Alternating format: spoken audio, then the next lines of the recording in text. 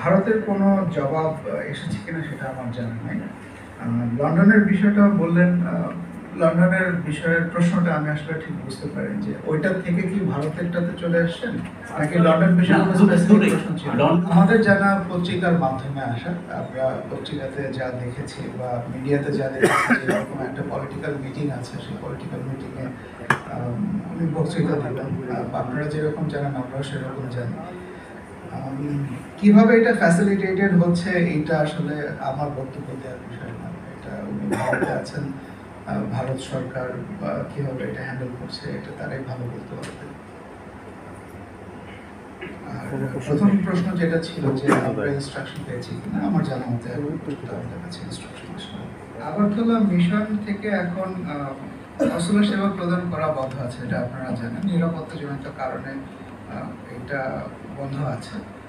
পরিস্থিতির উন্নতি ঘটলে আপনারা আপডেটটা জানতে। ভারতীয় ভিসা কার্যক্রম সীমিত থাকার কারণে নয়াদিল্লিস্থ বুলগেরিয়া ও রোমানিয়া দূতাবাস হতে বাংলাদেশি শিক্ষার্থীদের ভিসা প্রাপ্তির ক্ষেত্রে জটিলতা সৃষ্টি হওয়ার প্রেক্ষিতে পররাষ্ট্র মন্ত্রণালয় বুলগেরিয়া ও রোমানিয়া গমনেচ্ছুক বাংলাদেশি শিক্ষার্থীদের তৃতীয় কোনো দেশে অবস্থিত এই দুটো দেশের দূতাবাস হতে ভিসা প্রদানের জন্য অনুরোধ জানায়।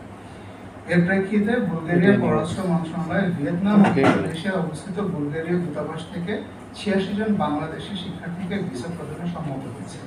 নয়াদিল্লিস্থ চিলিতে অবস্থিত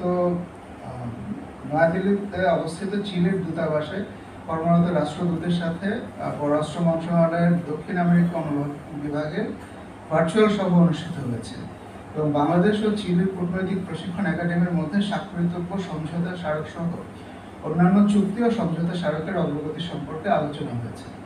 বাংলাদেশ ও চিলির মধ্যে বর্তমানে 3টি ক্ষেত্রে সমঝোতা স্মারক স্বাক্ষরের লক্ষ্যে উদ্যোগ চলমান রয়েছে।